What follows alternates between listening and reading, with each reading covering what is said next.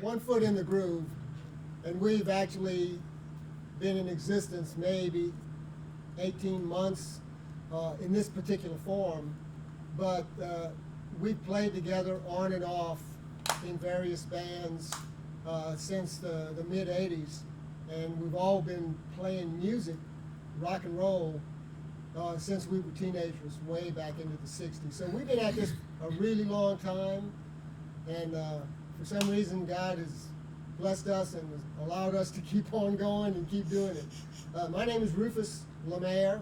I play the drums and vocals. This is Jerry Matthews. Jerry's the bass player and the inspiration, our mythical advisor, mythical. He's mythical also.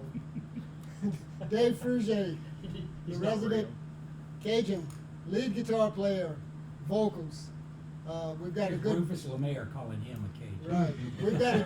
We've got some good Cajun flavor. I'm in this. actually from farther south than here. That's right. But that's not his fault. you Yeah. know. And then Tom Yates on saxophone. Tom's a great player. I just found out that he was born in Oklahoma, but we won't hold that against him. He's been in Louisiana for many, many decades. So we really consider ourselves a Shreveport, Bossier City band. When we grow up, we're gonna start a real band. Yeah, but that's going to be several years yet. And then we'll quit our day job. Right. Keep the right. lessons, keep going to lessons. Right. We keep stockpiling stuff like Geritol and Ensure and you know, just trying to make sure Depends. that we got stuff. Whatever Ringo's taking, that's what Yeah, we need. yeah, we like that guy. So, Can you give me the history of the band name? Thought it has a kind of fun well, story. I'm going to let Jerry talk about the band name. We needed a name, and I just came up with it. See, that's it. And it's really a deep history and it Because I- has a lot of meaning. Yeah. Because I was thinking, we got 1 foot in the grave, we're gonna do this one more time. And grave is just too, Yeah. so, grave. Great name, It's great close. name. Thanks. Heck yeah. Well, look, Dave needs to talk about his Cajun heritage. Yeah. There you go. He was blessed. Gate on. His father got him going many decades ago. That's Nice. right. My dad was a musician, and I remember him handing me my first guitar when I was 10 years old. He said, I want you to have fun with this. Don't try to make a living with it. He says it's too hard. And I followed his advice and just did it for recreation. And when I came up to North Louisiana, I ran into these guys right here. I started playing with Jerry in church, actually. And then we played in the country and western band for about 5 or 6 years.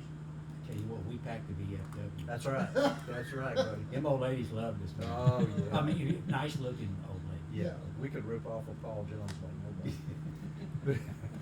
And a Paul Jones is, the song changes and you get to dance with somebody else's wife. That's right. That's an You early- play a little bit of a song Right. and then it does it, and so they love that because they get to dance with somebody else. Yeah, it's really an early form of swinging, except they called it Paul Jones back then. And I think Paul Jones was probably the founder of swinging. Yeah.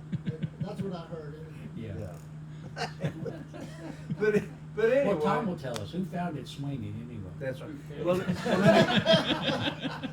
Well, anyway, What kind of that, swinging are we talking about? the country band ran its course, and time went on for a little while, and I get another call from Jerry, and he says, "Well, we started a rock and roll band." I said, "Well, that's where my roots are," and I said, "Let's do it." And what was that? Yeah. 30, It was in the 80s. 1989. 1989. That was a Wow. long time ago. Yeah, a long time. Yeah. And off and on, we've been doing it ever since, and don't have any plans to quit.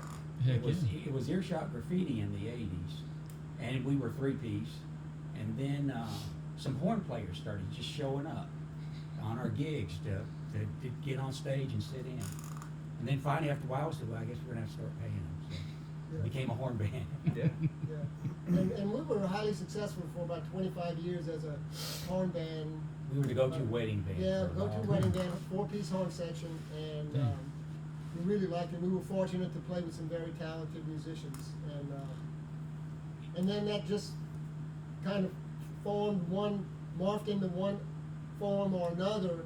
And Earshot Graffiti is still around doing weddings and special events, And we kind of helped those guys out. And just recently, I brought the original team back together. Earshot Graffiti has the original. Yeah, band. so we Gotcha, actually very did, cool. we did a wedding with pretty much the original lineup, which was really fun. Oh, nice. But, Well, we got a girl in the band. We For got- 30 years, we had a rule, no girls in the band. yeah. We And got now- a chick singer. Now it doesn't matter because we're too old. So it doesn't matter if we have a girl in the band because it doesn't make any difference. I mean, we're harmless. Can we get a little of your history with the guys? If you can remember, give him a minute. If I can remember, I started playing with these guys back in the Earshot Graffiti days a few years ago, and so that's kind of how they knew me. And but my background, I did not come directly from a musical family. My extended family, my grandfather was a stand-up bass player in polka bands. They were full-blooded Czechs, so I'm half Czechoslovakian. Okay. So, but I started playing with you guys back in the early 2000s. Yeah, Was the first first time time. I played. I think Causey was still around. Yeah. Causey might have brought you in. And so it's been off and on for a long time. Very cool. Y'all seem very just- tight. Y'all seem very. Well, once these y'all kinda guys, communicate these and guys stuff. know all the chords and all the forms, and I just try to keep up. He's the icing on top. Yeah, you do a He great does job. a good job of that. Heck yeah, that sounds amazing. Can I get you to define swamp pop? I know you describe yourselves as a swamp pop. These guys have got like their doctorate degree in Well, Okay. swamp pop is a combination of a variety of music that really originated in South Louisiana, kind of melting Cajun, Zydeco, early rhythm and blues and soul music, of course rock and roll, country and western, and it is, I mean, I know this word is used a lot and it's kind of worn out, but it's a true gumbo of music. And it's originated in the Cajun prairies out to the west of Lafayette and around Lafayette, south of Lafayette, basically Lafayette being kind of the hub. But it went all the way to Jennings and Lake Charles, and then you saw some of it in Morgan City, Houma. So pretty much, And some of them made national charts. some of them made national charts, but it's just it's a dance hall kind of music. It's dancing music that is not only fun for the musicians to play, but it's fun for the crowd because they get to dance. And back in those days, when you wanted to work as a musician, you had to play in bars.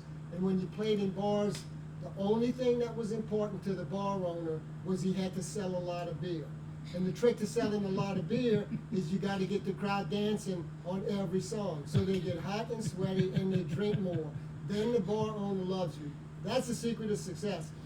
You playing an instrument and singing was secondary to the sale of beer. And that's really how it was in South Louisiana in the old honky tonks. And we all cut our teeth, Dave and I did cut our teeth playing in some of those places that we often were surprised that we got out of with all of our arms and legs and everything else. And now whatever song we decide to play, it comes out swamp pop. Okay. Yeah.